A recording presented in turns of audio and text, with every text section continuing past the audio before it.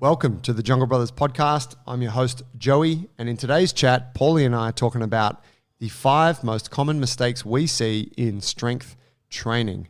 Now, there are hundreds of mistakes, but we've summed it up into our top 5, and the hope is that after listening to this, you will not make those mistakes. These are mistakes that we have made ourselves, and we also see people in our gym and in the outdoor gyms making on a regular basis. Now, strength training is inherently simple, and if you follow a good program and you take a consistent approach and you follow the rules within today's episode, you should get strong too. However, a lot of people are unsuccessful with their pursuit to do so. So please, if you're trying to get strong, take note of these lessons. If you know someone's trying to get strong, send this episode to them. Do them a favor, help them to become stronger. Enjoy the episode.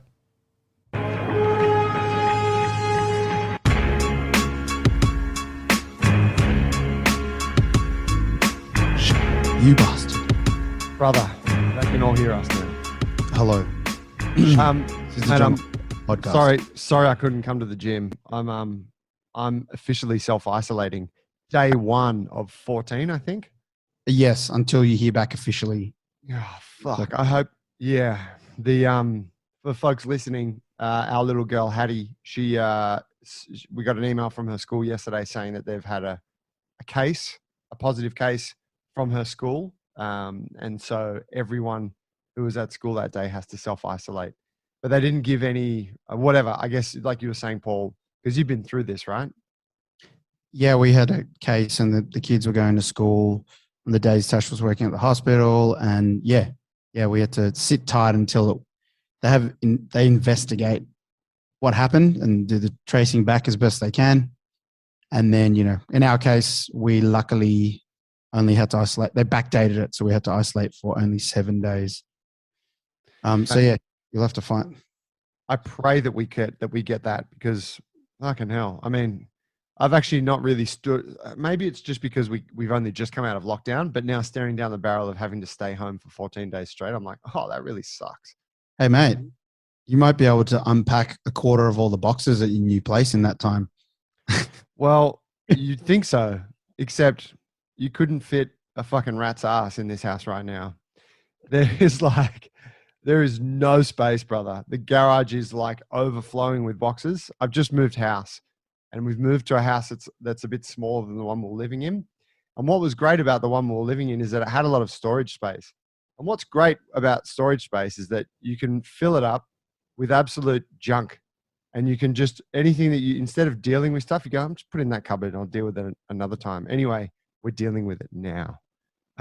All at once. Fuck. There's whatever. I got a bit of stuff too, but I think I had only moved in with Misa a couple of years back, and I'd moved pretty recently prior to that. So I'd kind of gotten down to the bare essentials by that time I moved in with her.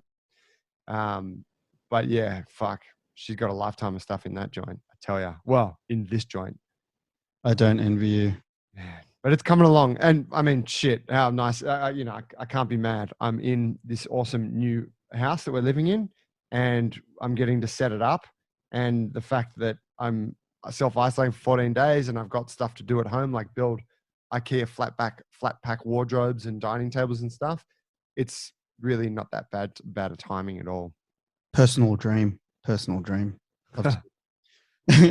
No, that's cool, man. I'm so stoked that you're in that place. Moving's never fun, but it's a bit of a new frontier because it's going back to the homeland, back to Glades where you grew up, and it's, you guys are there, from indefinitely. So it's cool to just like start that. It is. Mate, I've run into some people. Since we first spoke about it a couple of days ago, I've run into heaps more like people from school. It's wild. And and you're almost like having those conversations. You're like, I can't be fucked having this conversation. Oh, what have you been doing the last 15 years? 20 years, however long it's been. Yeah. Where do I start? Yeah, that's right. You kind of feel like you're a totally different person in a way. Or yeah, I don't know. Maybe I feel like they're a different person. Make up stories, dude. Just make them up. I own 20 gyms all across the world. Yeah. Mate, You were feeling a bit cooked this morning. What's been going on your end? You've been copping some bad nights sleeping because of the little one. Yep.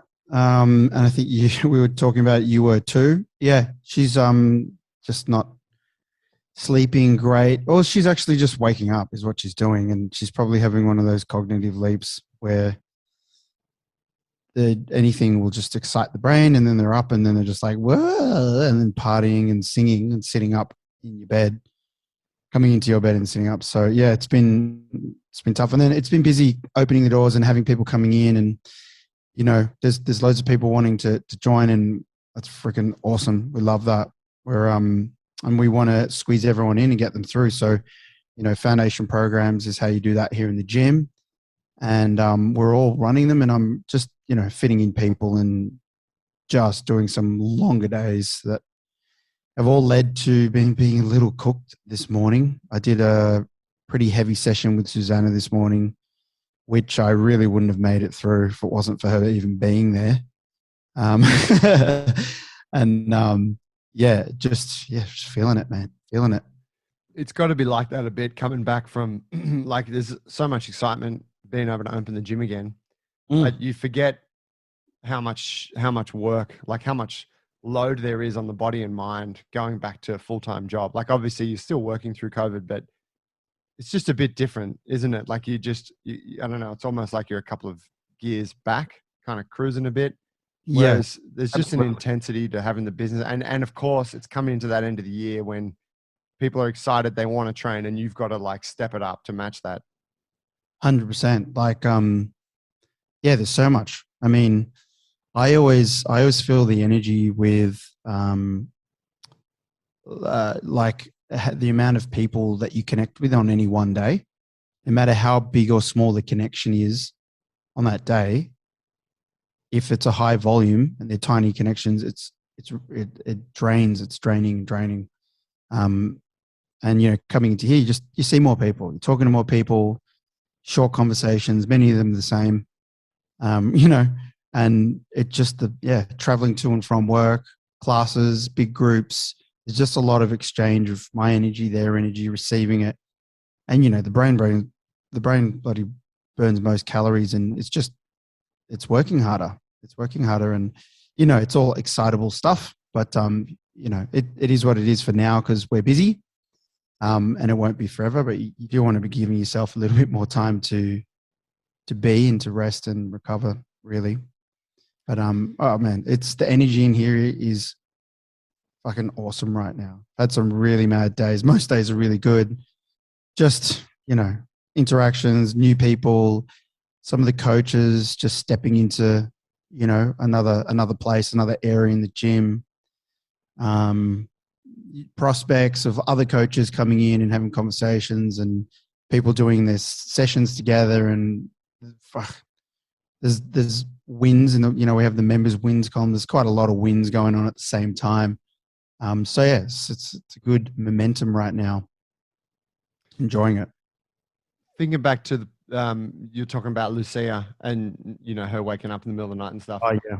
Do you reckon you're like, because she's your third child, do you think that there's like a compounding factor of from 1, 2, 3, like where you've gone through the hard years of the first two and now it's on to the third? Obviously there's been little gaps, but there probably hasn't been that big of gaps. Would that be fair to say? Well, she was a bigger gap because there's 5 years between them. Okay. But yeah,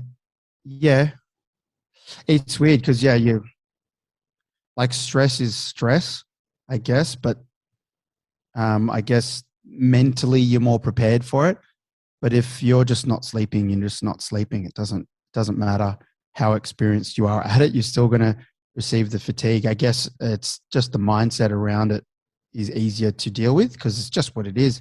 First one's always hard because you're just like, what the fuck is this? And you don't know to what height it's ever going to reach and for how long it's going to go, whereas you have more of a perspective on that. I remember, just a side note, like the crying, Helga cries, and he was probably most difficult, which is probably because we were newer to it. But man, that noise just used to cut through my eardrums. at a certain time of the night where you're just like so fatigued. It's like someone was stabbing me right behind the eyeball. And it's like, whereas now I can hear a child cry and not even notice. And like a friend who doesn't have kids is just getting a bit more agitated while sitting there with you. It might be in the cafe or something. And then you're like, that's right. They're more sensitive to that than I am. I should probably go but I know the tone of the cry. It's not real. It's not like, there's levels to cry. There's, yeah.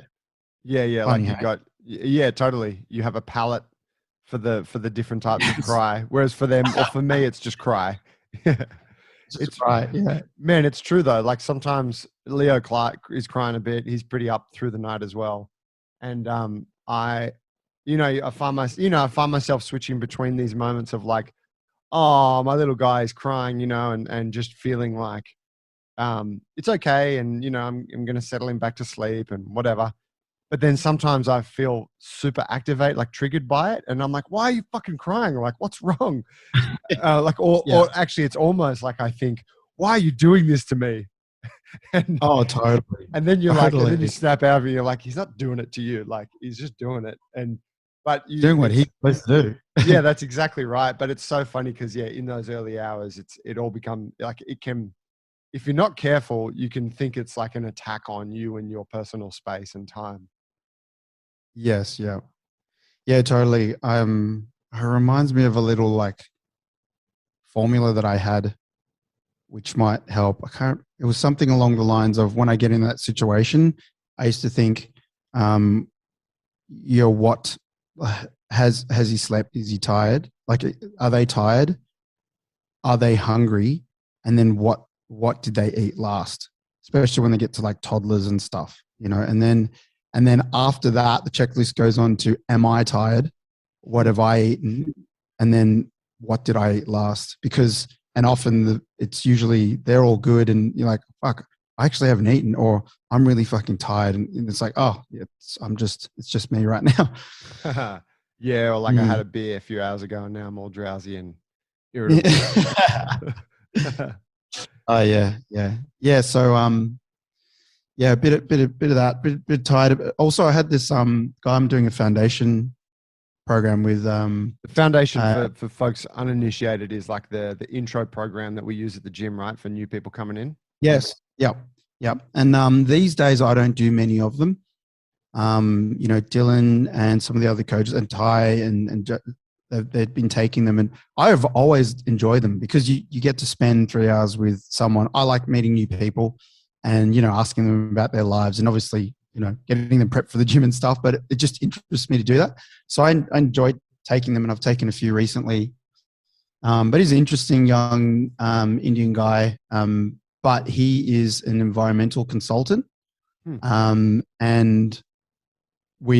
I've been doing last 2 nights, we've done a couple of his foundations, and then we've stayed back late chatting because he wants to help, which is awesome for us. He's going to be an asset here. So I want to fire back up some of our goals and set some new ones for the big tribe, for the environment, and that kind of arm of our mission for 2022. And I was talking to him about it, and I was lining him up from the get-go.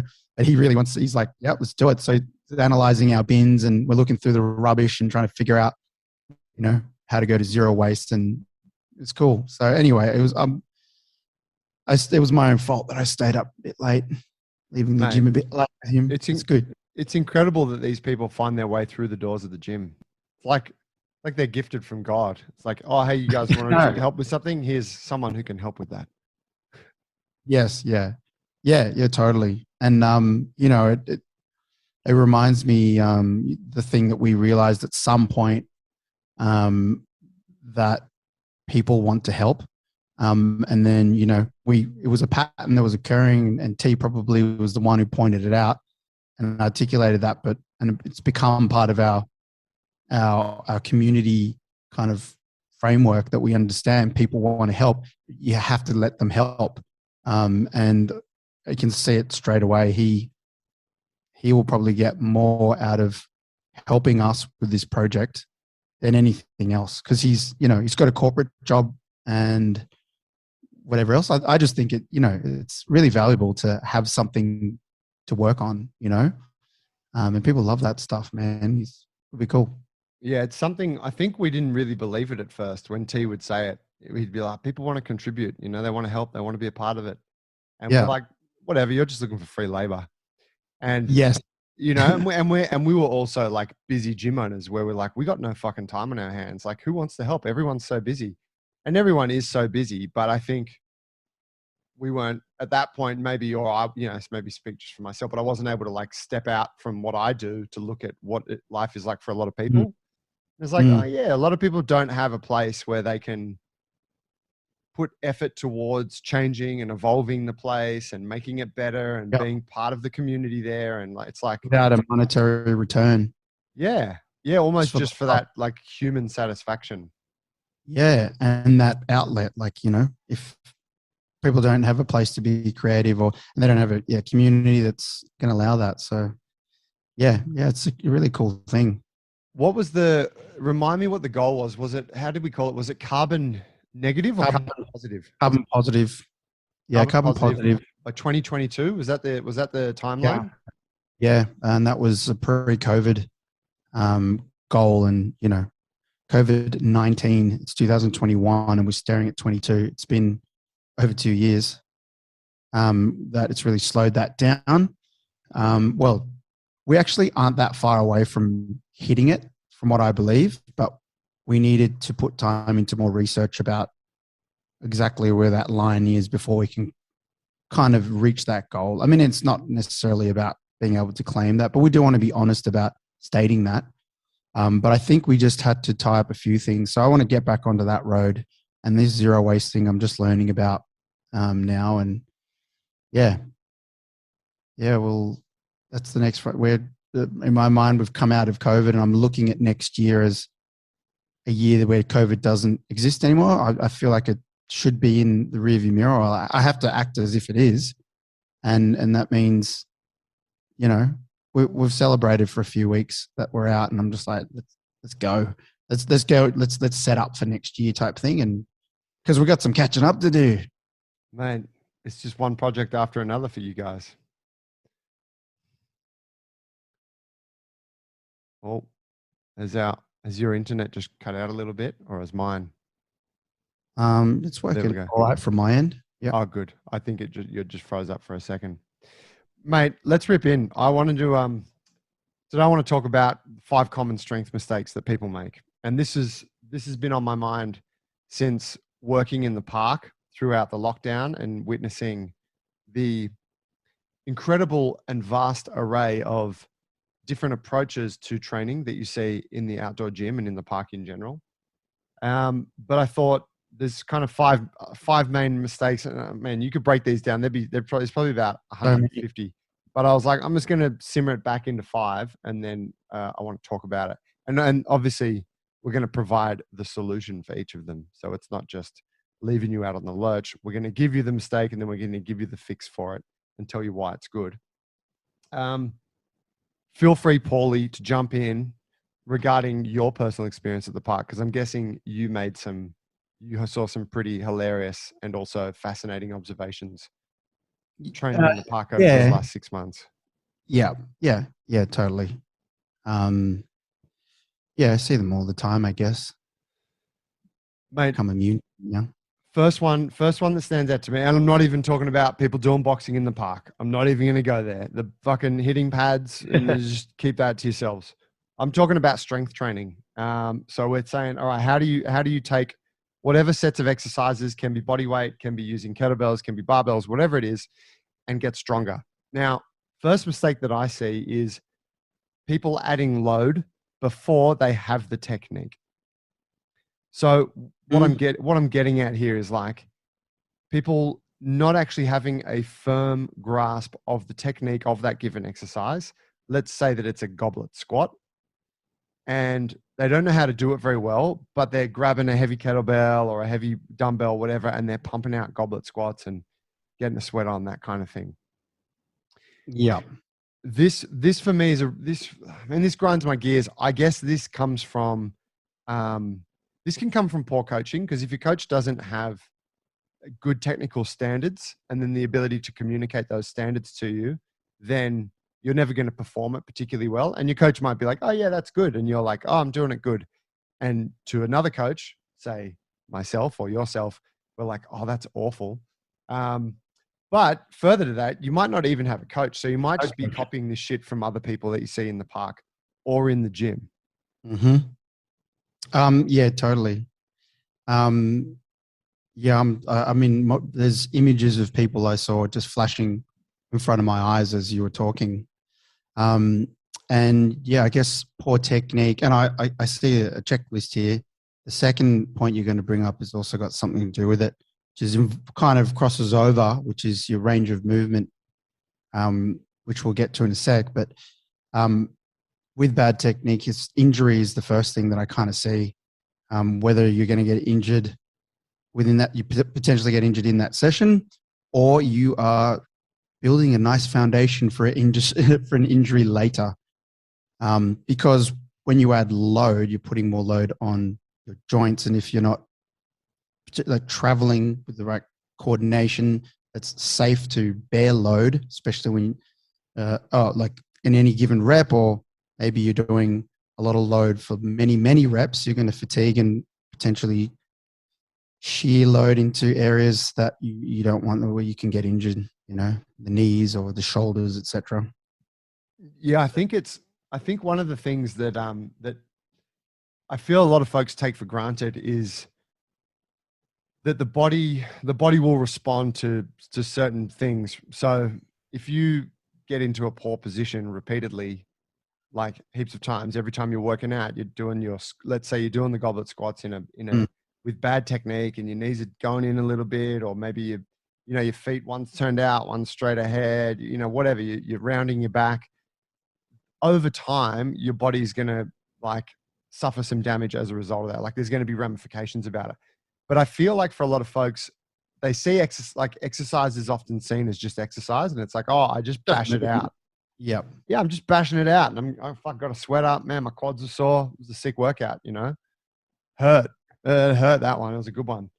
And I think like I get, it's obviously I'm probably expecting a little bit too much of folks who have never had any coaching, because why would they know it should be any different? But I guess it is one of the most common mistakes. And I think that, if people look at it from not only like an injury perspective, but also like you're actually just not going to be extracting as much goodness from each repetition as you could be. Absolutely. Compared to if you just spent some time learning the technique and became quite good at that, then you could add the load and then you would get way more out of it, whatever it is you're trying to get. Absolutely. Get more out of the reps. Plus, as you said, like with, say, the poor pattern, there you can be reinforcing a bad pattern that you transfer into life. So if you're squatting poorly and you're rounded, and then that's how you exercise, and your body understands that because you did 1,000 of them this week. That's how you're going to carry out. That's how if you're lunging poorly, you're potentially going to have that kind of loading on the outside of your toe that's kind of sending it all out of whack when you're doing something with your kids or picking something up. So leads to poor patterning as well. I don't know if you want to go into this range of movement thing, but as you said, getting the most out of a rep. Most people are time poor for sure. It pays to learn the technique and get the most out of your rep. We can't train every day. Training full range of movement is getting the best bang of your buck. When you're going to spend time on working on yourself, you may as well be getting the most out of it. All right, so let's take it to point 2 then, because they do very much tie into each other, and I don't think you could say that one comes before the other necessarily. They're just both there, and that is load before having adequate range of motion. So, you don't possess the flexibility in your knees or your hips to be able to squat very efficiently, and that causes your back to round, your knees to dip in, your heels to lift, whatever. Like it can have different effects at different parts of the body. So you lack the range of motion, and that means that you execute the movement poorly. And that is, again, compounded compounded when you add load to the thing. So you're trying to do it heavy because you're trying to get this fucking work. And this is where the issue occurs. I think this is also a really big one. And I think that it kind of ties in with the lack of technique. And I suppose if you had to look at what comes first, the range of motion maybe does come first, because if you don't have the adequate range of motion, you cannot get into the right position. And if the technique requires set position, start and finish, that you can't get into, then you can't actually execute the technique, and you need to find a way to do something else, like a different exercise, right? Yeah, absolutely. Yeah. If I was to take like a little side step, you know, it's hard to, like you said before, to blame the person who might not have a coach. And, you know, and I'm also thinking about like goals, like when you see people who are potentially training pretty poorly and just doing it, like what is the goal of their workout, and, you know, what exposure do they have to fitness, and what's their idea of fitness? And that's kind of like looking to kind of the bigger culture of fitness, at least where we are, that might be leading them to being there, just trying to pump it out. So if their idea is just to, like you said, just to be out of breath and to be sweaty and to get some endorphins, then they don't need to work through full range. They just need to do it until they're feeling the burn. You know what I mean? And it's just a little sidestep to say, to be empathetic towards some people, because I'm just wondering, like, some people just don't know any better. Well, yeah, that's right. But hopefully they're listening to this podcast and it's like, Yeah. damn, big fucking light bulb moments right now. Yeah. Yeah, of course. I mean, here's the thing. You could argue, and we didn't actually provide any fixes for the first point, so we'll circle back around to that in a moment. But not having adequate range of motion, and let's keep using this squat as an example. That's okay. Like if you don't have adequate range of motion, like if your hips are quite tight and you can't get into a deep squat, there is absolutely nothing wrong with you doing a partial repetition squat. So maybe it's a half squat, right? Like you go as deep as you can while staying in a good position. And, you know, that's subjective to each individual exercise. But let's say for the squat, it's with your feet flat, they're around shoulder width, your knees are pushing out over the toes, and you've got a relatively straight spine. You can lean forward a little bit, no problems. You don't have to, because the changing your range of motion takes time, as we know, like becoming more flexible, building range of motion, especially for adults, really does take a long time. So it's something you have to try and develop in conjunction with your training, like with your strength training. You got to do it at the same time, because if you don't, otherwise you're not going to be able to do any strength training for 2 years while you just try and build the flexibility. And that's, you know, that's not cool. So there is a case for like work with what you have now, but understanding that is a limitation and not trying to push beyond that, and also not trying to load beyond that, because like, you know, I can't help think like this is where it's good chance to talk about something that I get asked about a lot, which is what I think about CrossFit. And I always say, I really like CrossFit. I think it's awesome. I've enjoyed it a lot over the years. I know a lot of great, you know, gym owners who teach CrossFit and practitioners, whatever. My partner, she loves it. I think CrossFit is great on paper. And I think that if you have a body that is coordinated and mobile and well-balanced and, you know, all those things, then you can go into a CrossFit class and you can have a great time, because you're a good all-rounder. You can get into all the positions and you can do it. But if you have some kind of deficiency, let's say you got tight hips, let's say your squat sucks, let's say every time you deadlift, your lower back hurts a little bit, or you can't, you know, your overhead pressing is not great for you because your shoulders are super tight because you do too much jiu-jitsu, say. You go to a CrossFit class, because that type of training is focused generally on doing as much work as possible, or the work in the shortest amount of time, your incentive there is to go fast and hard. And I think that this is where, like, when training, where we run into issues where it's like, that's a really good exercise for you, but you shouldn't be trying to do it fast and you shouldn't be trying to do it hard. I think that that's where a little bit more nuance needs to be applied. And I guess, you know, looking at folks who don't have coaches and stuff, it's like, well, you got to try and cultivate that awareness for yourself. If you're not going to go and pay someone to coach you, which that would be my first recommendation, and I'm sure you would concur, Mm-hmm. then you got to try and build that awareness for yourself. And then if you refuse to build that awareness, then like you got to choose one or the other. Become aware and like really get quite good at this thing, or go pay someone who's already good at it who can advise you. Is this what you're offering for a solution to the first issue? Yeah, it is. And I mean, I guess it's my solution for all of them in essence, but it is. It's like you got to like, because you've just seen a squat and you're like, I'm doing a squat. You don't know that your squat sucks. You don't know that whatever sensations you're feeling on the inside of your knees or in your lower back are not supposed to be there. Like that's not what it's meant to be like. So how does that person find a solution for this predicament that they're in, that they don't know they're in? It's like, well, they've either got to upgrade their education or they've got to go and hang out with someone who has upgraded education. It's funny because you'd think that all humans would know how to move in these, basic primal patterns. But it's strange that the world that we have in now and the way that some people can be brought up and not playing as much and not being around has led to this. I wish that people had a really good instinctual way of lowering themselves towards the ground to pick something up. But you really do see some, people need to be educated around it and given some feedback from a coach potentially, for sure. It's a good point, but then you also got to think like, it's not like squatting down to pick something up or, whatever, like, hey, carry that pile of rocks to that pile over there. Like, like those kinds of activities that the primal guys used to do.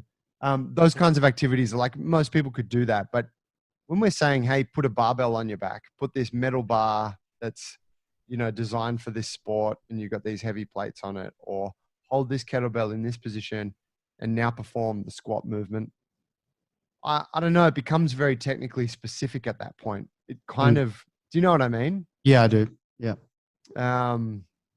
Especially when you're strength training. And we're talking about strength training, and I guess we'll get to it later, but the adding of load has to be done for progression. So that's why the technique is required. So you can continually getting strong, and one day you might be as strong as the two of us. But yeah, God forbid, be a monster. But the other side of that too is that, if we look at what we're doing when we're strength training, we're trying to take, what you could argue was once just a part of life, which was you just lived a physical life where you're just burdened by load, at regular intervals, and you just lifted things and carried things and naturally became pretty fit and strong because the environment demanded that of you, to now compressing it into like 2 1-hour sessions a week in the gym. So instead of, 6 to 8 hours of kind of whatever low level or moderate, physical labor every day, it's now 2 hours a week or 3 hours or maybe 4, if you train 4 times a week. But so those 1-hour sessions need to be scaled up in intensity to make up for that. So that's why we're like, hey, 5x5 squats, or, like 4 sets of 10. Like we've structured things in a way to get this response from the body in this limited time frame, which is kind of interesting that it's amazing. It works like that. Like, we know that if you go to the gym 2 to 4 times a week for about an hour and you do some quality stuff and it's following kind of the rules that we're laying out, you are going to become stronger and build more muscle and all those things, strengthen your joints and whatnot.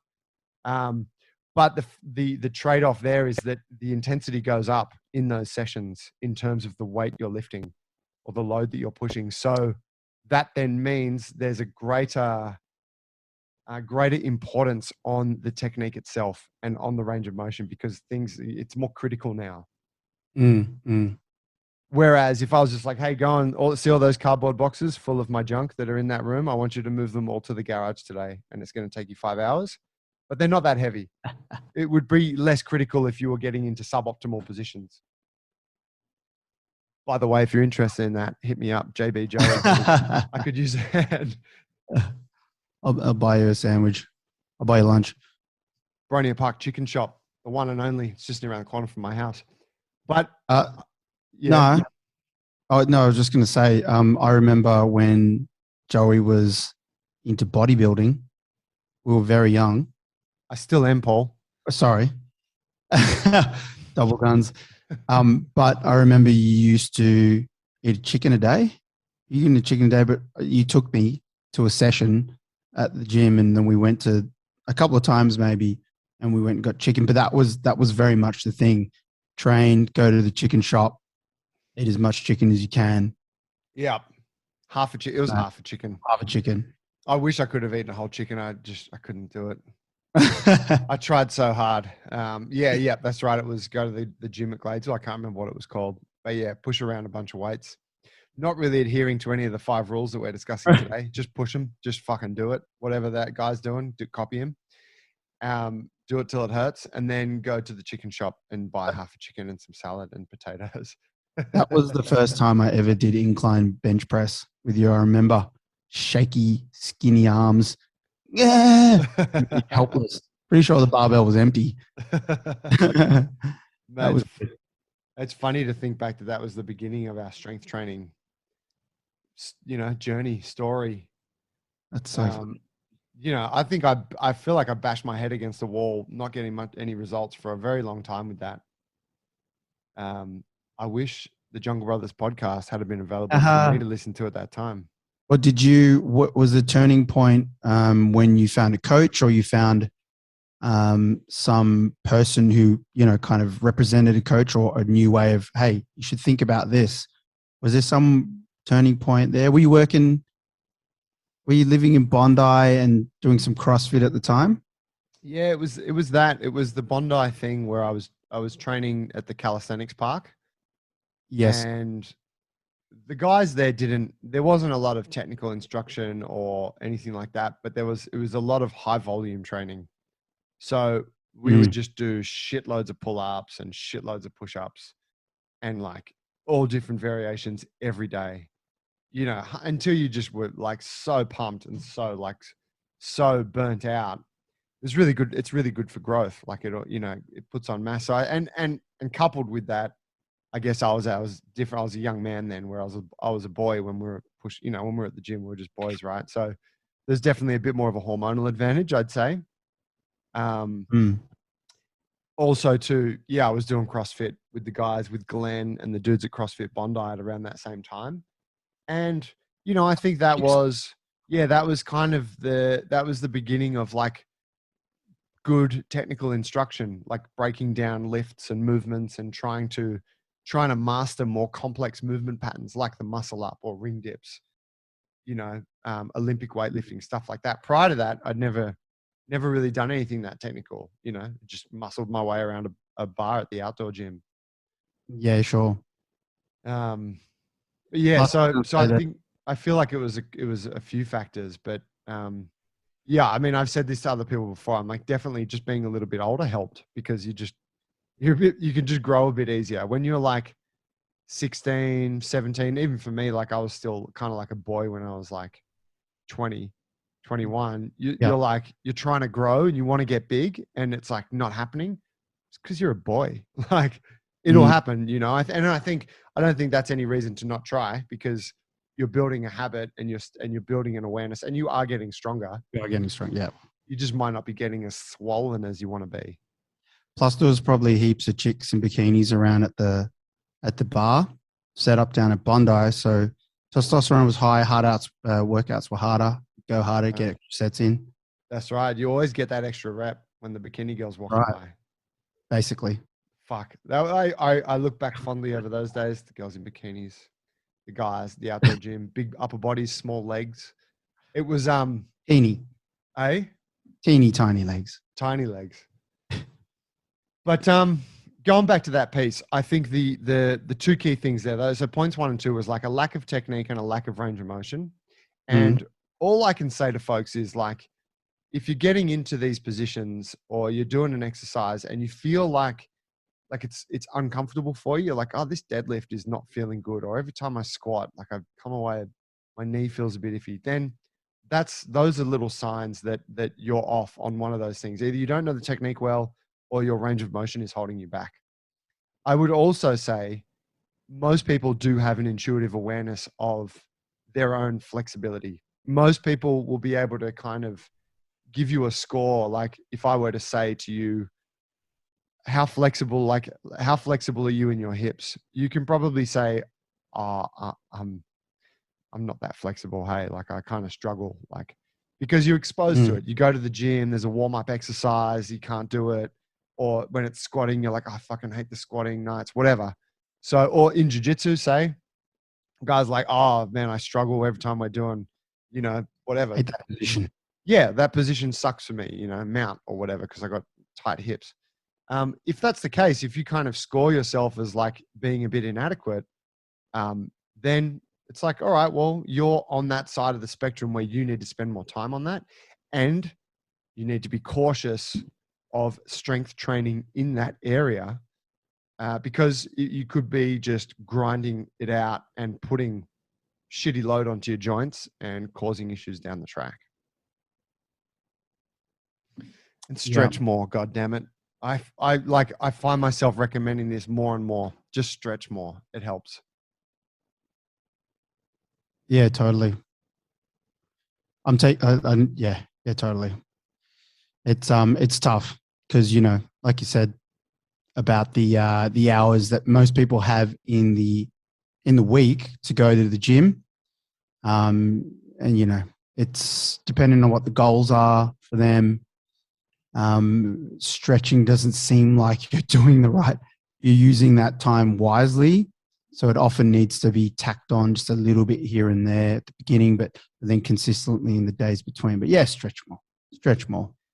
Yeah, you're right. It's a tough one to get in. I guess you could say, like, if you're going in and you're going to train for an hour, you could spend at least 20 minutes of that doing some mobility work. Sure. Yeah. And whether that means you do a set of mobility between your sets of strength work, or you spend the first 20 minutes warming up with mobility exercises, opening up the hip flexors, doing some stuff for the hammies, some Cossack squats for the whatever, hanging, and then you get into your strength work. It's like, it'll be night and day between the workout that you do after having stretched, where you can get into good positions, versus just going in, starting to push weights right away.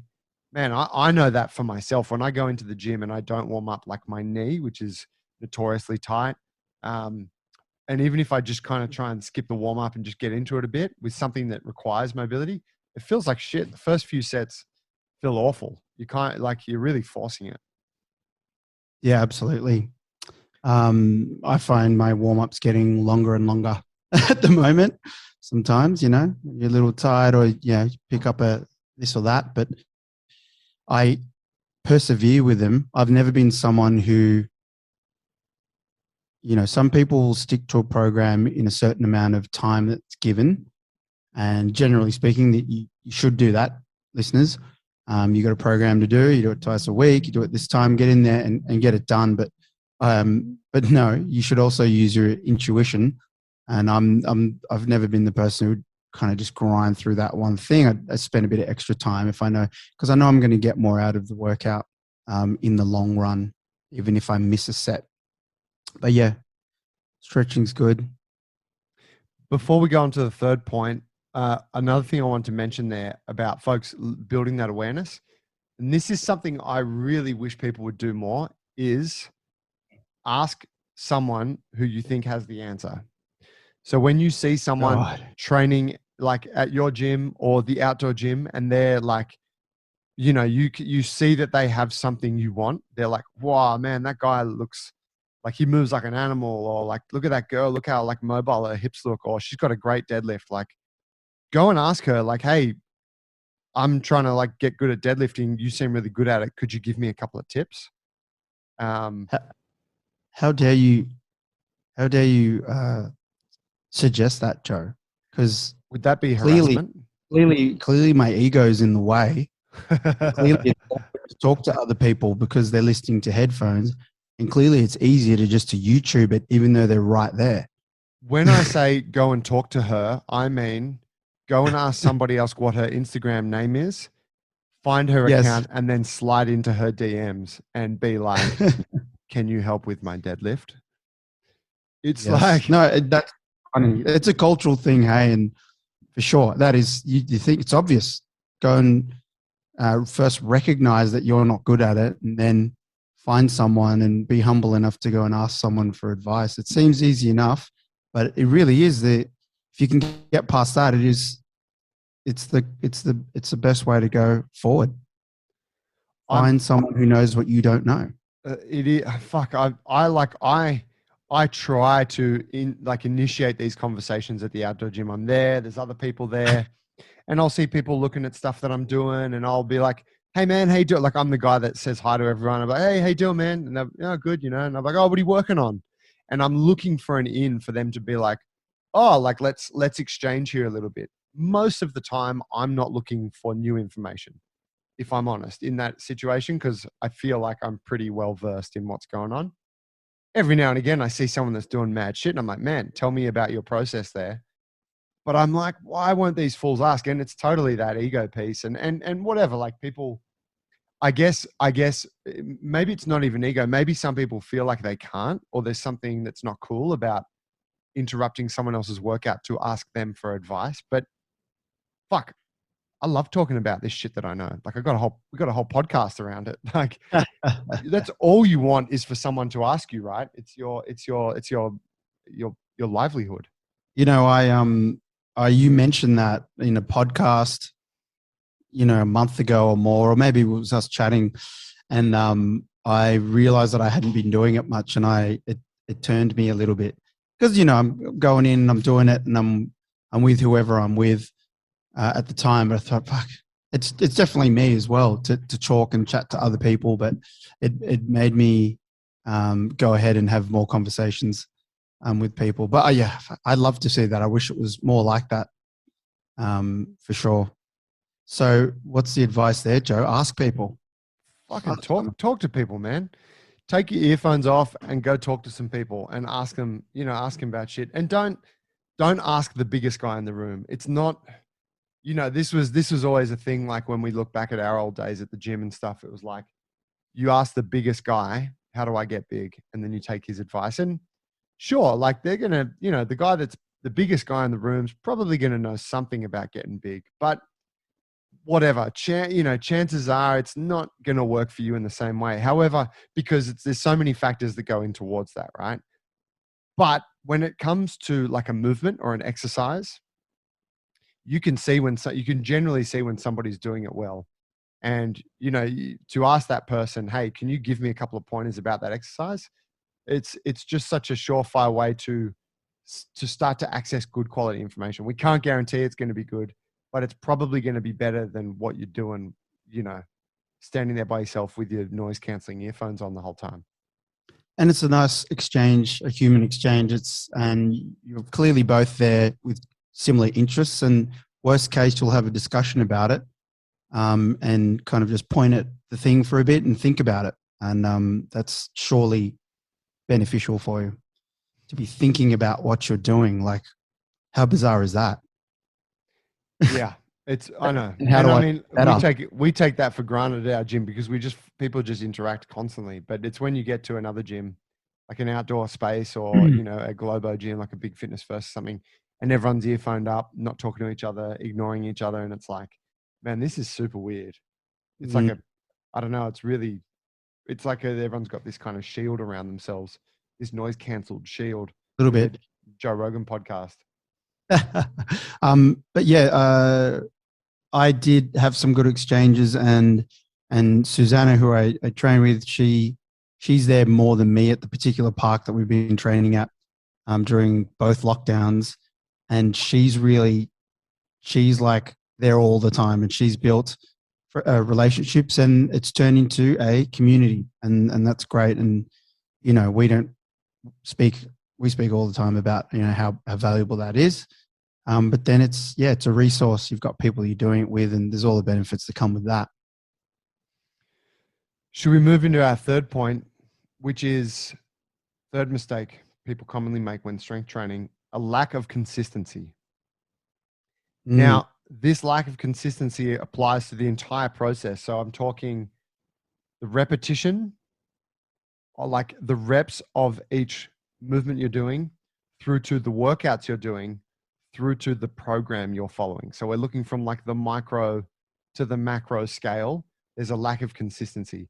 Now let me paint this picture for folks. Paint it, Joe.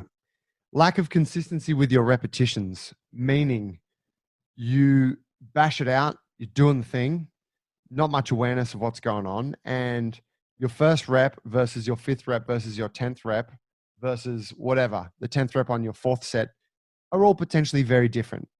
You don't even know because you're not really thinking about it, you're just bashing it out. So this is the first point. In terms of the workout, this is you have no consistency to your workouts. So you go in on Monday and you just do what feels good. And then you go in on Wednesday and you just do what feels good. And that happens every single week. So every week it's like a fucking lucky dip. Further to that is lack of consistency to your program. So the looking at the macro is like over a 3 to 6 month period, you're just doing a bunch of stuff. There's no like structure there, no framework. Now, I'm not totally writing off the idea of playing with new movements or making space in your training to go and do some new stuff, try some new things. How you structure it, you might choose, hey, on Monday, I'm going to do some leg work. And maybe from one week to the next, it looks a bit different. Maybe it's some split squats on this week, and then the next week it's pistols, and then the week after that it's back squats. We could argue there's consistency to a degree there because you're doing leg work every Monday. Maybe it's not Monday, but every week you get some leg work in. I'm cool with that. However, I think for a lot of folks who haven't had a great amount of education around this, this idea of changing it up all the time and doing something new just starts to become too pervasive in their training, and the lack of consistency leads to a lack of results. Yes, and I guess these are all based around wanting to get stronger. Yeah. Right?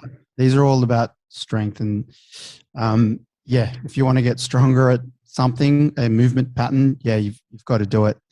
I guess one word that comes to mind, or one aspect of it, is measurement. When you talk about the consistency in the programs, and it's measuring whether it's how many reps you're doing, how many you did this week compared to that workout next week, or it's the load, etc. Over time, and really, you've got to be doing that if you want to keep moving along.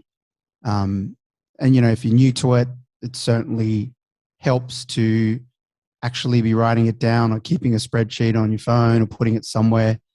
And later on, when you get more experience, I suppose you're more across your own numbers, but you definitely want to start by writing it down or putting it on a spreadsheet. It's got to be measured, and you've got to be, progressing, adding more load or making the pattern or the level longer, make it harder. Yeah, that's right. Writing it down somewhere is so important. And I mean, look, even failing that is, and this again goes to this idea of like, if you don't want to, take charge of that part yourself, go to a gym that does that for you. Like go to, Jungle Brothers, right? We do that. We program the classes on 6 to 12 week cycles where there's consistency across the board. And so it's like, for people showing up, they don't have to think about it. They just do what they're being told to do that day, and they know it's getting taken care of. But if you are training by yourself, have a notebook or use an app or follow some kind of program. Not a lucky dip program. There's some fucking shit ones out there. Because this speaks to the very first point we made, which is having poor technique or not understanding the technique, is that consistency allows you to get better at that skill. So going back to the squat example, you might not be particularly great at the squat this week, but you're trying really hard. You train it again next week, you're a little bit better. You train it the week after, you're a little bit better again. 6 weeks from now, you're going to have a half decent squat. And lo and behold, you're now starting to get more out of that workout because you're squatting well, you understand the technique, the weight's gone up, you're putting a bit of muscle on, like all those good things. So the consistency helps with learning the technique as well as getting the results from the training you're doing, doesn't it? Yeah, absolutely. And you hear it a lot, consistency, when you see anything to do with fitness and etc. And it rings true all the time. Putting in the work and getting better at the thing, moving from place to place, as you said, is difficult. And if you've got a specific goal, yeah, I mean, fuck, you got to join a gym or get a coach if you've got that specific goal, and they can help you with that. But yeah, you've got to keep working at the thing, and trust in the process, because often it's like results now. It feels very slow in the beginning, but like we said, technique is going to get you there in the long run. Yeah, thinking back to the talking about like the lack of consistency on a repetition scale, like on like, or rather on a set, like in a set.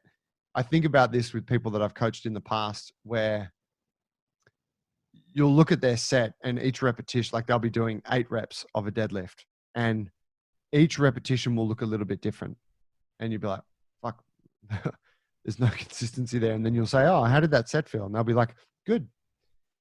And I might ask, did you notice any difference between like the first rep and the last one? And they'll say, nope.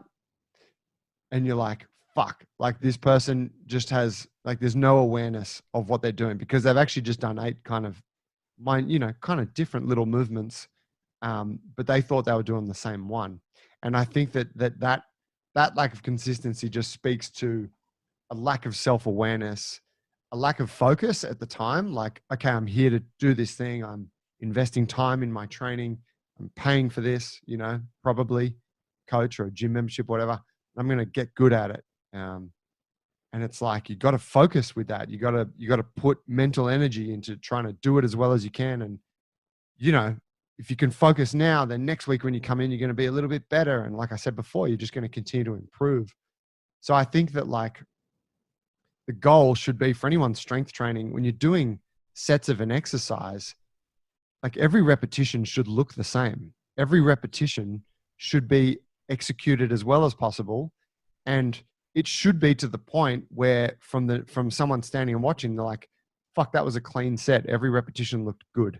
Because that then indicates you got good control, good awareness, and it's all intentional. You're not just kind of having a crack every time and seeing if, whatever, I can put a bit more weight on the bar today or whatever the fuck. If I move it from A to B and back to A again, it's done. That's right. It's taken this body mechanics thing for granted, isn't it? I think that I think maybe there's an overarching theme amongst a lot of this, which is strength training is inherently skillful, and you could extend this out to conditioning training or bodybuilding training or whatever, but there's a very significant skill aspect within it. And if you don't embrace that, then you're never going to get good at it. And as a result, you're never really going to get great results from it.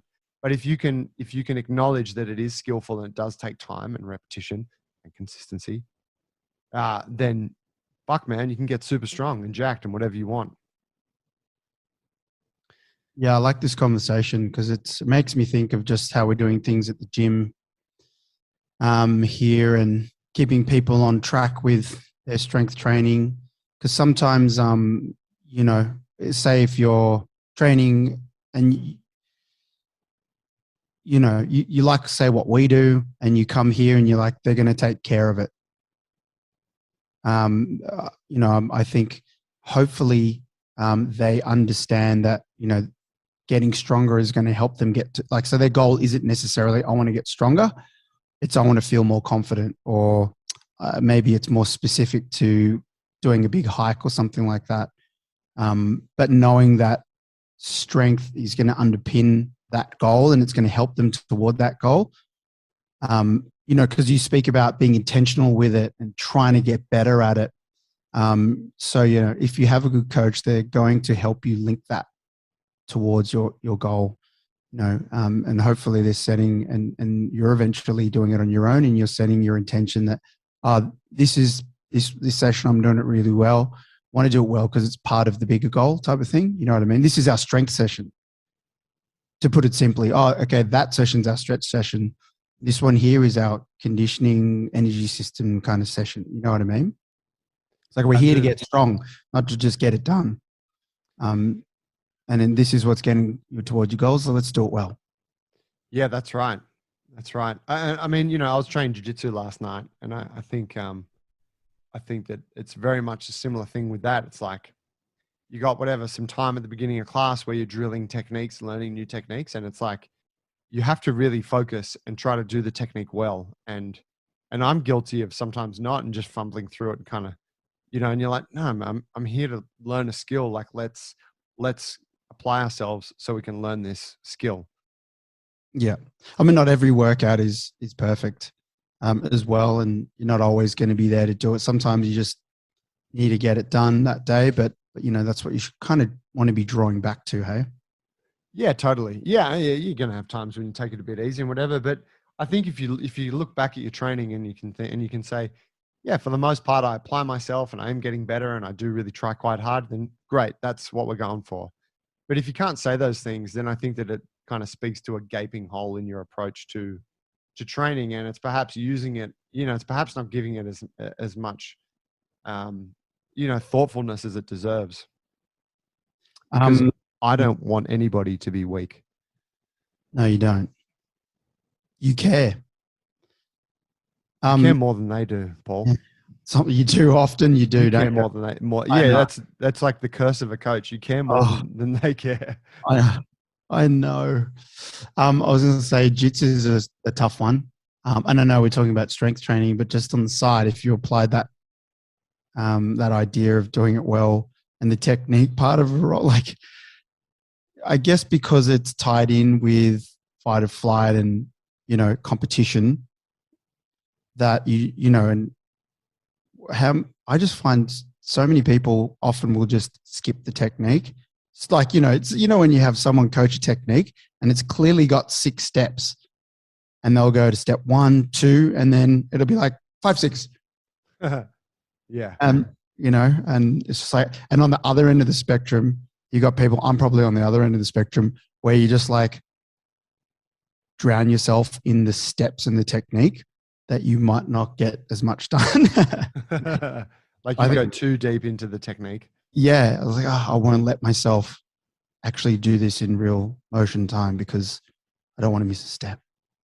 That's true. Yeah. Yeah. Like that. Yeah. I can think back to when we've rolled in the past. It's like, just unleash Paulie. Like fucking go for it, mate. I don't want to use an ounce of pressure. Stall technique. Mate, speaking of last night at training, it was quite fun. Just a little side note. By the way, I only found out when I got home from training that I had to self-isolate. So I was responsibly out in the public prior to that. So Ad said, we're doing rounds. It was the second class, which is the advanced class. And he's like, all right, here's how it's going to work tonight. We're rolling for whatever. It was like 45 minutes or something like that. And he said, if you're rolling with someone of the same belt level, then you have to tap them once to win within the 8-minute round. But if it's someone of a belt below, then you got to tap them twice. And then if it's a belt below that, it's 3 times. So the way it works is like I'm a brown belt. So if I'm rolling with another brown belt, I got to tap them once to win. If I'm rolling with a purple belt, I got to get them twice. If it's a blue belt, 3, and a white belt, 4 times. And if I only tap a white belt 3 times in the round, they win the round. And I have to do, whoever loses the round has to do 10 burpees at the end of the round. That's great. Yeah, it's pretty fun. It really brings the mongrel out of you because it just becomes hyper competitive. I need something like that every now and then. Yeah, I think you would like it. Would bring the mongrel out of you, bruh. Hey, it's been like the energy up there is great. JT's been killing it, and there's new people up there on the mats here in the gym. And there's some other, you know, members coming from downstairs going upstairs. And, you know, we've just added Tuesday and Thursday mornings, no gi. So there's a full 6 a.m. Monday to Friday timetable. Holy shit. I didn't know it was every day in the morning now. Yeah. Starts next week. Amazing. Yeah. So yeah, I'm looking up there and there's a few really strong fucking bodyweight, strong people from downstairs. Who have gone upstairs, and I was looking up and dude, yeah, just some strong, like once they have some technique and they're going to be hard to handle. It'll be awesome. Yeah. So I'm going to get back up there soon. Are you? When I say soon, 2022. Yeah. Easy. Once we're carbon positive, I'll get back up there. That's right. But yeah, sick. So look, the fix quickly on that, the fix for the consistency aspect is start following some kind of program, start bringing attention to each set that you're doing, and plan your weeks out so that you have consistency to your approach in training. Like it all works in your favor if you do that. It might seem a little bit boring. And I can say, if you're following a program that goes for 6 weeks or that's 8 weeks, whatever, it's going to feel really fun for the first few weeks because it's all kind of new and you're getting better at it. And, and then on the last couple of weeks, it's going to be a bit of a drag because you're like, I've been doing this shit for 6 weeks already, or 7 weeks, whatever. It's meant to feel that way. And then right when you're getting sick of it, the program will change. And that's a really nice approach. You will be getting the most out of the consistency piece, but also not just doing the same thing month in and month out endlessly, which actually ties into the 5th point, but I might just bring that forward to the 4th, which is this idea of progressive overload. Now, this is a term that gets, let me label this as the mistake. And this is you're using the same exercise or the same load all the time. Now, what this speaks to is this need, this requirement of any good strength training approach of progressive overload. And that is the load that you're using has to progressively get heavier. So if I'm doing a deadlift with 20 kilos this week, then hopefully next week I'm doing it with 25 kilos. Hopefully the week after, maybe 27 and a half, and then 30, and then 32 and a half, progressively overloading my body. Now, the idea there is that I'm increasing the load of the stimulus, which is forcing me to adapt and become stronger. One kind of thing that we see with people who are a little bit more immature with their approach to strength training is just not adding more weight. And so they're it's great. Like they're practicing the movement. And I got to say, the people that I often see doing this often tend to do the movement quite well because they've been practicing it with the same weight for fucking ever. But the thing is, if you're using the same load or the same variation, we're talking about body weight strength. Let's say you're just doing push-ups for 10 reps, 4 sets all the time. You don't actually get stronger from it. There's a point where it's almost just like you're warming up all the time. And it's not pushing you any further towards greater levels of strength or, muscle mass or whatever it is you're trying to get from your training. So there has to be an element of progressive overload. You have to be increasing the load or the variation over time. And again, if you're not familiar with how to do that from a body weight perspective, whatever, it's kind of where a coach comes in. Comment on that, Paul? Well, question, because what I said at the park is do the same thing, same weight, and I'm talking about body weight training. So you get the same load. Often the goal for people is to do more of the same. So with the push-ups example, it's like, I just want to get to 40 push-ups unbroken. So like, what's going on there? And are you getting stronger by doing more of them? Great question. I guess you could make the argument, like you have to be getting somewhat stronger. If you could only do 37 and now you can do 40, you got stronger somehow. But like, what is that on a percentage basis? And what is that? Does it really change anything? Or are you just getting a little bit better at handling the lactic acid buildup at around the 30 rep mark and you're able to push through a bit further? Yep. So, what's actually happening there? So no, right? Like our approach would say, don't try and get to 40. Do a harder exercise. Yeah.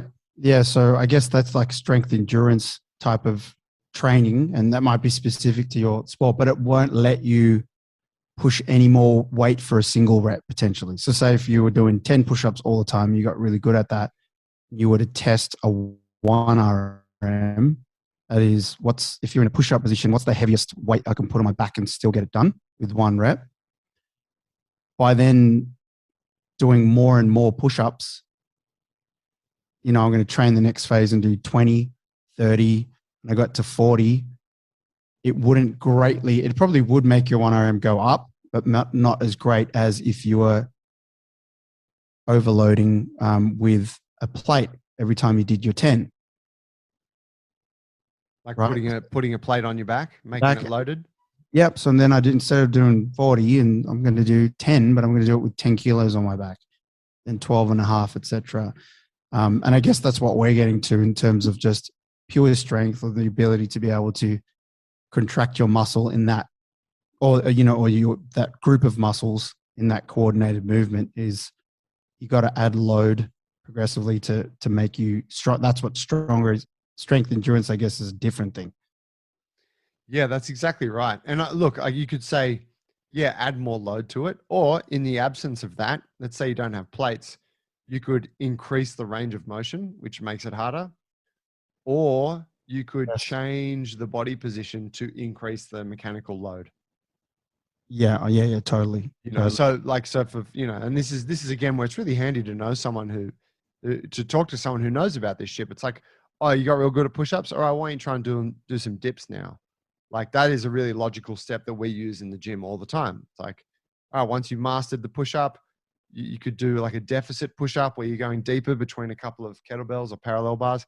And then, hey, let's get you onto the dip, start to build that. And it's like, you're scaling up the difficulty and the complexity and the demand and it just, that's progress versus, oh, wow, like 2 years ago, you could do 20 push-ups. Now you can do 40. What an awesome 2 years of training it's been. I don't know if I could do 40 in a row.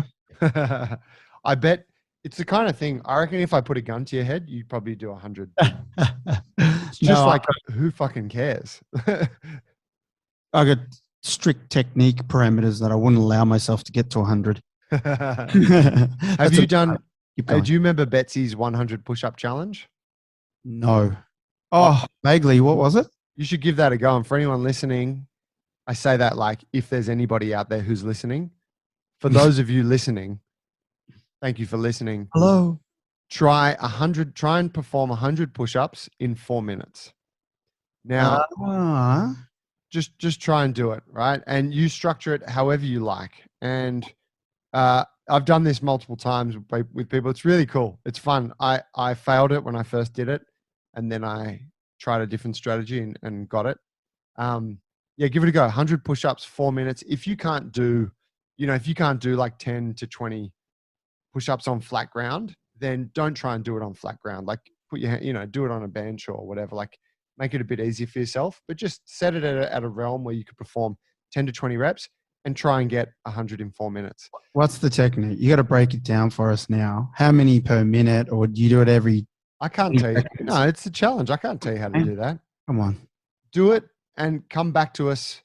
Let us know on the Instagram at Jungle Brothers Movement how you went with the 4 minute push-up challenge. All right, let's rip this one through the gym. Let's see everyone do this. Yeah, I did it a couple of times at the gym as a little finisher in classes. And it was always fun. It's not a great, it's a bit of an asshole finisher because everyone's extremely tight and soft with pecs for days following. But yeah, it's a good one. Okay. Give it a go. Are you coaching tonight? No, you're not. No.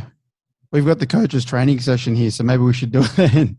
Fuck, I was going to be this tonight. Was the night. I'm like, I'm coming. Paulie and I we're going to go and have a beer afterwards at One Drop. It's going to be great. Dylan was spewing when I told him just now. Dylan's been breaking my. I'm like, man, I'm coming. I'm massive, but I'm coming. Hey, by the way, you were saying about jiu-jitsu and not knowing that you were involved in this COVID case type thing. At best, the reason why we had to isolate is Hattie had exposure to it. Maybe she had direct exposure. She's a close contact, but you actually don't need to isolate if you can separate yourself from her. So it's happened in the case where my sister and her husband, and they've got a bigger house, and he isolated in another room. It's where you have, where you can't isolate from that child and you need to care for them, then you have to isolate. So all I'm saying is whether you can actually, be in separate rooms and etc. or not, like you're not it's not a high chance that you've even got it. It's more the fact that you have to be near her while she's isolating because you got to care for her because she's young. Yeah, that's right. I'm totally following the rules. I think the chances are so slim. Yeah. And I mean, it was a whole school that have had to isolate. We don't even know, like it could have just been such a minuscule chance of exposure. But I guess, it was like, fuck, well, got to do the right thing. Bastards. Bastards. Just come on down, Joey. Mate, I just jump in the car and come on, and no one would even know. I don't have to post this episode. You just put it in the bin. Just lose the file.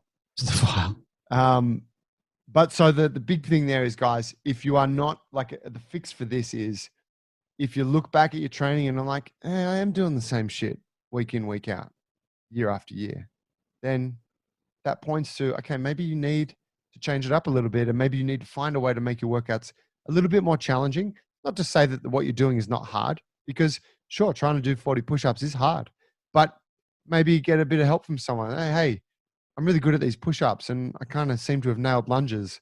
What do you think I could be doing that could make this a bit harder? And again, go to the person who knows, the person who's doing it quite well, or the coach who you know has a bit of experience, or anyone that works at Jungle Brothers. Do them upside down. What's that? Do them upside down now. Try that. Do them upside down. We're going to go to the final point here, which is you're moving too fast. Preach to us, Joe. The whole idea, you're moving too fast in your strength training. Now, I know that there's going to be a lot of people screaming when they hear this. Like, what about power development? What about speed? Yes, if you are trying to develop power or speed, you do need to move fast. And yes, if you are trying to get strong, there is an element for moving fast, or there is a time for that, especially when the load that you're using is very heavy. Because if you move extremely slow, you might not be able to move the load. But for the majority of folks, and particularly those who are a little bit newer to this thing, strength comes from moving slower, because you are maintaining mechanical tension on the working joints and the working muscles. So an example of this, again, is the squat.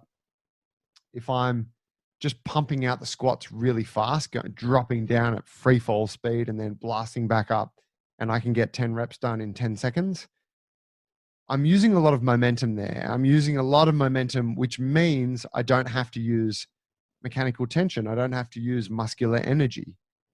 Whereas if I slow it down and I go, I'm going to take a few seconds to go down, and then I'm just going to come up over a second or two. Now, all of a sudden, it takes me 4 to 6 seconds per rep. The set takes me, instead of 10 seconds, it might take me 30 to 45 seconds. There's now a lot more mechanical tension on the working muscles and joints. This is called time under tension for those that like the terminology.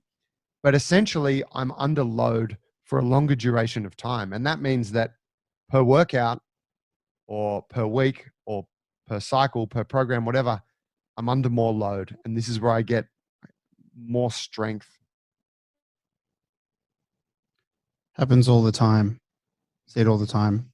I see it all the time. I saw it last night, and it's something to remind you and remind people, even in Jungle Brothers in the gym, especially just bringing them back to the focus of that particular program, and the intention of the workout. Like I said before, it's, if you're there to get strong, then this is how you want to do it. If you're trying to, blast your lungs, then obviously you're going to be doing it fast and trying to chase time and push a little bit more volume in that amount of time. But look, it's also one that hits the ego as well for a lot of folks, and going slower, it definitely exposes things as ranges in any kind of movement pattern where we're stronger, and when there's ranges where we're weaker. And generally when the joint's more open, you're stronger, and it's more closed, you're a little weaker. But there's also just specific to the individual. Some people can be very weak because whatever factor has led them to be quite weak at that angle. That's going to be exposed there, and doing it fast, you're going to go over that without addressing it. Going slow teaches you a lot of lessons there. And it means that you potentially have to take the weight off or use a band because, your chin-ups are really poor at the 90-degree angle or whatever that is. It's a good bit of advice for sure, especially for beginners and intermediate. That's a great point. It does expose deficiencies, doesn't it? Because you you have time to pass through those sticking points, and you're like, oh shit, I'm really weak here, or I suck at this spot. Whereas moving fast would allow you to just brush over that and never really address it. Yeah. Yeah. Yeah. Absolutely. Yeah, I think like I said, there is a place for training fast, but even for myself, um, my like my sport, like jiu-jitsu, allows me to move fast. In my strength training, I'm pretty slow and deliberate all the time. And I think as a recommendation for the majority of folks, they get so much more from their training if they just slowed it down. Um, Mm. and you know, Which- whatever, like once you become expert at that movement and you've done it slow and you can do it with weight and all those things, sure, then you can start to smash it out real quick. Like that time will come. But until then, man, make it slow and deliberate. And fuck, like you were saying, it does crush the ego when you do. Say you do a push up. I was doing this during lockdown. I was using just regular push ups as some accessory work. I was using them for a bit of. I'd do like a little bodybuilding session on a Friday afternoon or a Friday morning. I'd do like 4 sets of 12 push ups or 10 push ups, but I would do 4 seconds down, 4 seconds up. And it's like grueling. How good does it feel though? Oh man, like yeah, it does feel. I mean, it's good, but it's also painful. But Yeah. goddamn, Yeah. Yeah. because you know, yeah, for us, like you could do 4 sets, 12 push-ups, and it would be a warm up, not even. However, 4 seconds down, 4 seconds up, those things will break you. Absolutely. Yeah. And I guess, yeah, for a lot of people, it's usually the eccentric part of the movement where you want to slow down because that one you're generally moving with gravity and you can move fast. So, and you just do, especially if you're weaker, you're going to collapse into the bottom of your squat. So it's your job there is to resist gravity there. And as you're lowering yourself down, you're kind of pushing against gravity and you're, like you said, you're loading the tissue. And as you said, coming up, it's harder. You're moving against gravity. You want to move fast. But there's some good value in moving slow on the way up too. I like to mix the slow and fast is what I'm moving towards, which is, it's the slow eccentric and the explosive upward. First exposed to me by Joey Worthington many years ago, written down a program teaching me what tempos are. Remember those days? I do. Like in the early days at the old gym, old Yes. Jungle Brothers gym. Yep. Yep. And I remember you talking about grueling and egos, and that was me. I was, doing my first pull-ups with slow eccentrics and this explosiveness on the way up. And yeah, it was really tough, but there is some value to that as well. Somewhere in between. Yeah, totally. And I think, yeah, you could, I think if you're like, say, taking that specific example, if you are performing a pull up or a chin up and you can do it at a tempo of, it would have been 4-1x1, I'm guessing, which is my favorite tempo at the time, or 5-1x1. So it was like from the top of your chin is over the bar, you're at the top, you go 4 seconds down, nice and slow, hold it for 1 second at the bottom, and then pull up as fast as you can, hold it for 1 second at the top and repeat.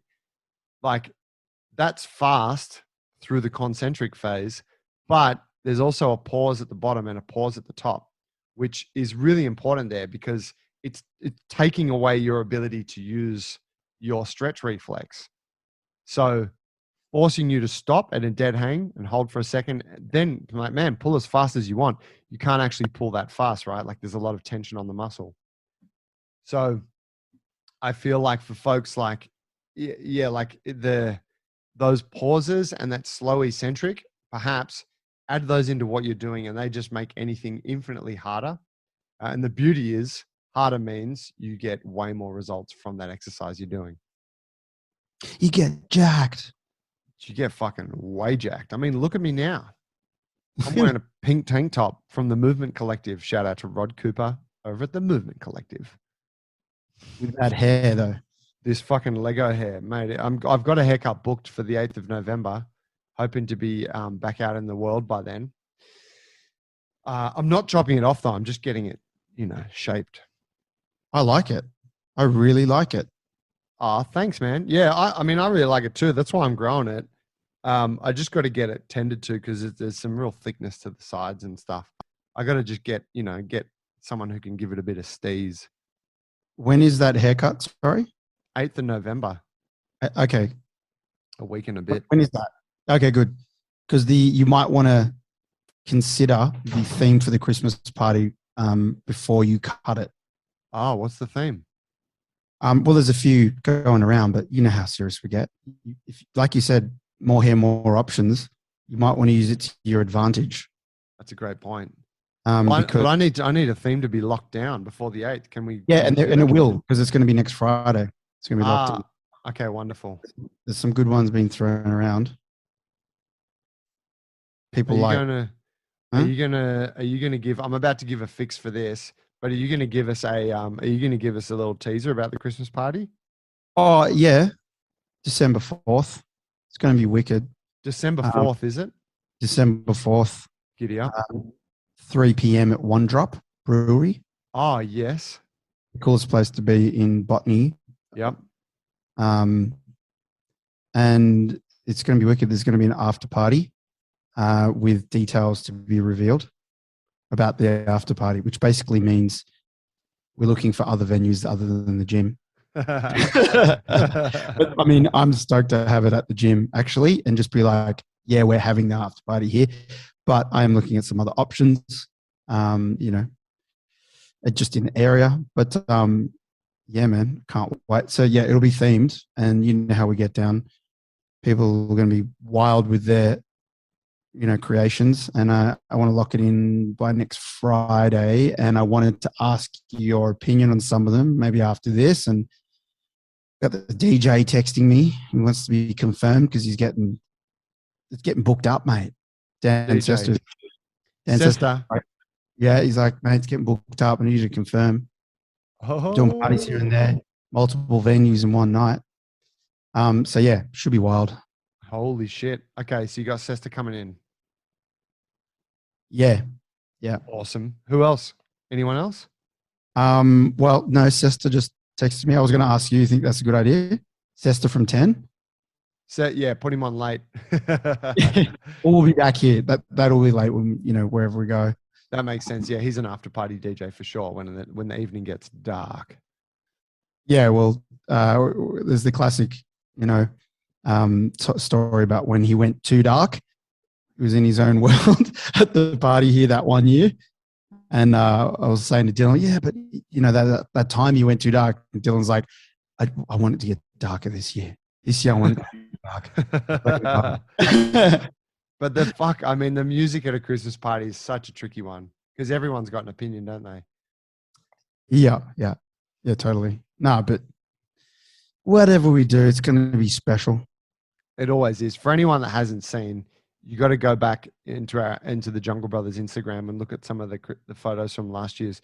Look at the photos from any Christmas party. They're fucking exceptional every time. Last year's one really was the special of the special, where it was like the 3-day camping trip, Burning Man type thing, people fucking out in the woods. It was wild, mate. But even the year before that, I love that it was a dress-up theme and it was just here at One Drop, and it was like superheroes. What is it? It was just dresses. Whatever. Was it dresses what you want? Superheroes and villains, I think. That's right. That was fucking awesome.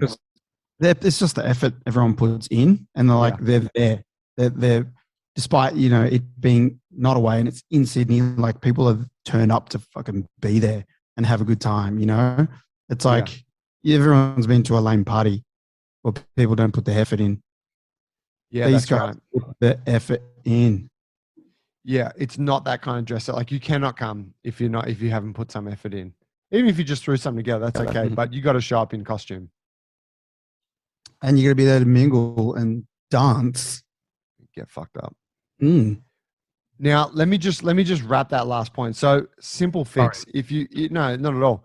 For people the last one there was you move too fast. So we want you to move slower. So here's how you do it. Count 3 seconds on the way down for the movement and count a couple of seconds on the way up. Just try that. If you want to go a bit techie with it, you could even add a pause at the top and the bottom, but a really good starting point. 3 seconds on the way down, 2 seconds on the way up. Whatever you're doing, squats, deadlifts, push-ups, pull-ups, it's going to make it harder, but it's going to give you a chance to really connect with the movement. And going back to our first point, which was loading before you understand the technique, it's going to help you to learn the technique better. Let me just whip through a quick list of the main takeaways that I had from what we just went through, Paulie. So the first one was you need to stretch more. Just fucking do a little bit more stretching. That's going to help you become more flexible. You need to, second point, learn the technique. Now, if you don't have the wherewithal to go and learn the technique, then get yourself a coach who understands the technique and let them take you through it. Fourth is you need to bring more awareness to each training session, and you actually need to focus on what you're doing. So this is going to help you to learn it better, but it's going to start to bring a bit of consistency to what you're doing. The fifth point is follow a program. So follow some kind of structure that's going to enable you to have this consistency and also overload it. Sixth point is make it a little bit harder each week. So once you feel like you've got a handle on the technique, start to make it a little bit tougher, whether it's adding a couple of reps or it's adding more load. But this is where you're going to start to incorporate progressive overload into your training. And then the last point is move slower. So slow down your eccentric, slow like the lowering phase, slow down the concentric a little bit, and beautiful things will happen. Did you have any takeaways, Paulie, in your mind that I didn't mention there? Oh, I feel like I'm a broken record, I guess. It's to, looking for advice and finding someone, a training buddy, or even joining a gym like ours. Like really, doing it with someone who knows what they're doing.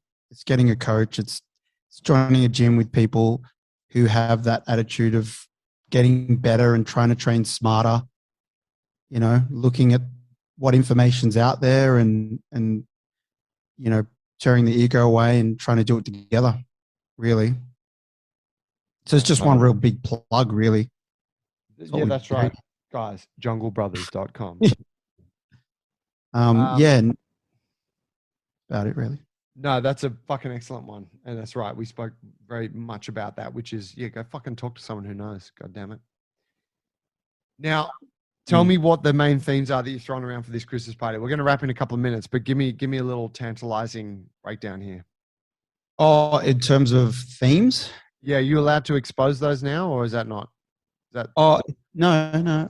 What themes do we have? We had a color, which I find is very powerful, because you pick a color, it's pink, and everyone wears pink, as much pink as they can. It's really unifying. If you've been to one of those parties before, we're trying to do themes that open up creativity all the time. If you have fucking, whatever gangsters, 1960s gangsters, then everyone does the same thing and it's very literal. So we're trying to look at things that have scope for creativity and different interpretations, I think they make good parties. Then we're looking for a juxtaposition type of theme. And this one here is like where you get a cross of two things that can be interpreted in different ways. Mm-hmm. So it gives people options, but a general kind of sense, like Techno Viking. Is that one of them? Yes. Or I can't even remember them. But two differing things. The thrift is gaining momentum. I'm not a huge fan of it, but thrift or thereabouts. Like people are like really. We've asked a few trusted members and coaches and stuff, and they love the idea of op shopping and doing that. But I think we want to like try and inspire more. Like thrift party, I think is not that inspiring. But if we find a way to say thrifting by coming up with, say, a lyric from that thrift fucking song from Macklemore or something like that just excites the creativity a little more, or something like Miami Vice, which is thrift, like it screams thrift anyway, or something like that. What else was there? Oh man, I can't even remember now. Miami Vice, that speaks to me. I like that. I got the hair going on. You do, and Thinking yeah, Cubans, cocaine importation, you know what T said? fast boats. What did he? Burning Man. Glam rock, glam rock. Oh That's yeah, kind Glamrock's a good one. Yeah, of, which he loves, and I love that. That would that'd be sick as well. So yeah, there's it's funny, hey, the retro scene is so prominent these days, and all of the things are leading towards a retro type of thing. I don't hate it at all. I've been dying to wear a pair of flares. I love flares. I've actually got 2 pairs in the cupboard. do you? I do. I bought them I think for a Christmas party. I didn't wear them in the end. And they're just in my cupboard, but I love wearing flares. Yeah. The other pair is from another dress-up party, the Wolverine dress-up party, and they were so good that I've just kept them. I haven't worn them since. I just wanted, I might need that. But yeah, I'd go retro. I'm keen. Whatever I'm going to do, I'm going to go all out. You always do. You always look spectacular. I think back to the last gym party we had where you dressed up as Eddie Murphy coming to America. That was great fun. You look fucking spectacular. Yeah, man. It's so much fun. So we need to set it in stone, I think, next Friday to give people a good chance to get ideas going, do the shopping, do the sewing, whatever it is. So it's going to be wicked. Booyah. All right. Well, fucking let me know because I'm keen. I'm going to get this hair tailored to suit. As long as it stays big, I've come this far with it. I got to keep growing it. I don't know how long I can hold out, but that's a good theme. Big hair. Big hair. Is that actually, yeah, like big hair, because you can interpret that and kind of string that out in various directions. Have you seen the upcoming UFC fighter, Paddy Pimblett? Oh yeah, Paddy. I'm going for that. You're what? I'm going for his haircut. Oh my God. That Brit pop look. That Brit pop, yeah, like Oasis, Beatles, kind of like cropped down. It's like a bowl cut, except the bowl's been tilted backwards. So it like touches the back of the shoulders and then comes up across the eyebrows. It's fucking special. Isn't that what Liam Jones has right now? I think he does. Young Liam. Yeah, that is you should find a party that you can dress up as him. Just go as him.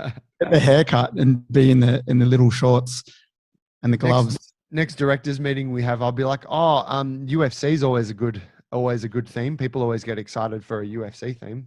That's how T sells it. Glam Rock's always a good one. It's like he's got a costume in his mind that he wants to wear. Yeah, he does. Around it, which is basically D's clothes.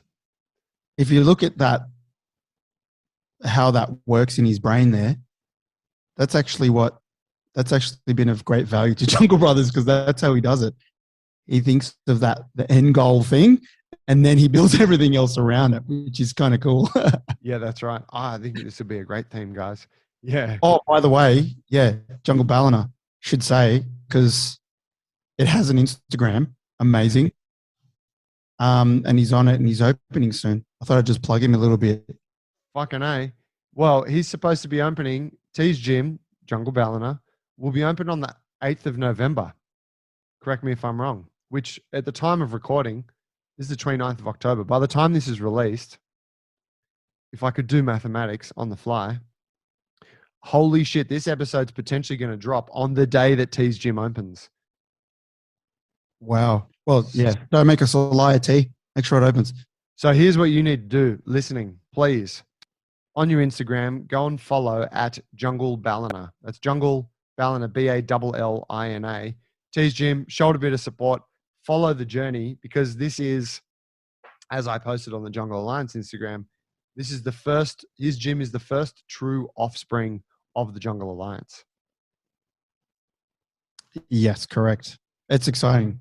It's so exciting. And I can't believe that it's come to this stage. He sent us a message of some progress and him making an Instagram. And I'm like, he's doing it. He's doing it. He really is growing up now. He's getting there. He's grinding it out. He keeps on sending like, I miss you guys. I realize how much I loved having you guys, because it was like, he didn't have whatever. He's just doing everything that the three of us all did collectively. He's doing it essentially all by himself now. Yeah, yeah, and he's got a couple of the guys up there with him, but he's training them at the same time. So yeah, he's very much carrying that load. Good, I can work to him. We're gonna wrap it up there, friends. Thank you for listening. We hope that today's episode helps you to become stronger. If you know someone who you think could be getting stronger too, please share the episode with them. It really goes a long way to help support the show, and it also helps your friend to stop being weak. So share the episode with them. Say, hey, you should listen to this. Follow Jungle Balliner and keep an ear out for the Christmas party. See what's going on there. If you need some help with your training, get at us, junglebrothers.com. You know that it's on. And we'll have T. By the time you're hearing this, he'll be on the episode probably following 1 or 2 after. So you'll be hearing from him again soon enough. Thank you for listening. And today, even though I was tuning in from home, I was drinking Panavore coffee. So I got a shout out to Tree and Panavore Cafe in Pagewood for hooking me up. I was having one too. I had one we got them in the fridge downstairs. Fucking beautiful. Bang. Those guys Thanks, are Tree. everywhere. And he's back in the gym. He's back. That's good. Good to have him around. His baby's due soon. Yeah, I know. Getting those last few sessions in. That's right. No. Okay, cool. Thanks, man. Paulie, I appreciate the chat, and I hope Thanks, that bro. I can come and see you at the gym next week. Okay, cool. Thanks, everyone. All right. Cheers, fam.